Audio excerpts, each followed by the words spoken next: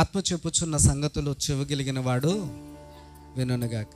ఆత్మ చెప్పుచున్న మాట చెవిగలిగిన వాడు వినుగాక. పిల్లలు బాగా గమనించాలి.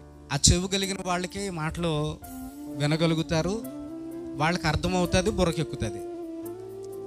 అంటే చెవులు లేవా మనకి అని అంటే, భూమి మీద మనుషులందరికీ చెవులు ఇచ్చాడు దేవుడు. చెవులు లేని వాళ్ళు ఎవరు ఉండరు. చాలామంది చెవులుండి కూడా చెవుడు వినబడదు. చెవులు పనిచేయవు, ఉంటాయి చెవులు కానీ అవి పనిచేయవు.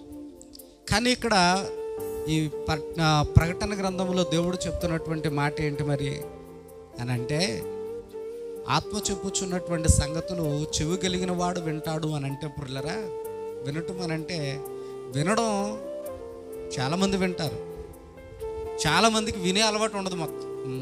మొదట వినే అలవాటు ఉండదు. చాలామంది ఏం చేస్తారంటే వింటారు కానీ ఒక సామెత ఉంటుంది లోకంలో, వాళ్ళకి ఎంత చెప్పినా చూడండి, దున్నపోతు మేము వర్షం పడితే దానికి ఏమైనా లెక్క, దానికి పెద్ద ఏమీ లెక్క ఉండదు అనమాట. అంటే ఎంత చెప్పినా ఎక్కించుకోలేని వాళ్ళు ఉంటారు, పట్టించుకోలేని వాళ్ళు ఉంటారు. మరి దేవుని యొక్క వాక్కు ఆ మాట ఎవరి కొరకు చెప్పారు అని అంటే, దేవుని యొక్క వాక్యాన్ని శ్రద్ధగా, అసలు దేవుడు నా కొరకు ఏం మాట్లాడతాడు ఈ రాత్రి, అసలు దేవుడు నా బ్రతుక్కి ఏం మాట్లాడతాడు, అసలు ఏ మాట ద్వారా ఈ రాత్రి నన్ను బలపరచబోతున్నాడు, ఏ మాట ద్వారా నన్ను ధైర్యపరచబోతున్నాడు, అసలు దేవుని మాటలో ఉండేటువంటి భావం ఏంటి, దాని యొక్క పరమార్థాన్ని నేను ఏ విధంగా సొంతం చేసుకోవాలని ఆతృతతో దేవుని యొక్క వాక్యం కొరకు కనిపెట్టుకుని జాగ్రత్తగా విన్న వాక్యం అంతా కూడా అర్థం చేసుకుంటారు. చూసారా, వాళ్ళ కోసం చెప్తున్నాడు అనమాట. వాళ్ళకి చెవు ఉంటుంది, అందరికీ చెవులు ఉంటాయి. మరి అందరూ వింటున్నారా? మరి చెప్పండి, అందరికీ చెవులు ఉంటాయి, వింటున్నారా? వెంటలే తాగుమూతోడు ఉన్నాడు, తాగుతాడు అడు పొలమని. దేవుని వాక్యం ఏం చెప్తుంది? తాగకూడదు, తాగుడు పాపం అని అంటుంది. వింటాడా? మరి అడిగి చెవు ఉందా లేదా?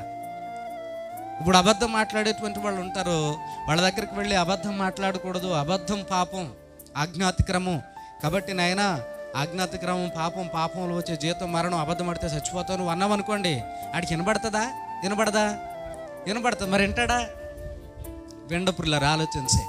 కాబట్టి ఇక్కడ ఆత్మ చెప్పుచూ ఉన్న సంగతులు చెవి కలిగిన వాడు వింటాడు అని అంటే, మనస్సును గ్రహించి, మీకు అర్థమవుతుందండి, ప్రతి మాట కూడా విని అందులో ఉండేటువంటి నిజం, అందులో ఉండే సత్యం, అందులో ఉండేటువంటి భావం, అందులో ఉండే మేలు అవన్నీ కూడా గ్రహించుకుని, నిజమే ఇలా చేయటం వల్ల ఇంత మేలు వస్తుంది కదా, కీడులోంచి తొలగించబడతాం కదా, ఇలా రక్షణ పొందుతాం కదా అని మనసులో గ్రహించుకుని దాని ప్రకారంగా చేసేవాడే ఆత్మ చెప్పుచున్న సంగతులను చెవి కలిగిన వాడు విన్నాడు అని దాని యొక్క భావం.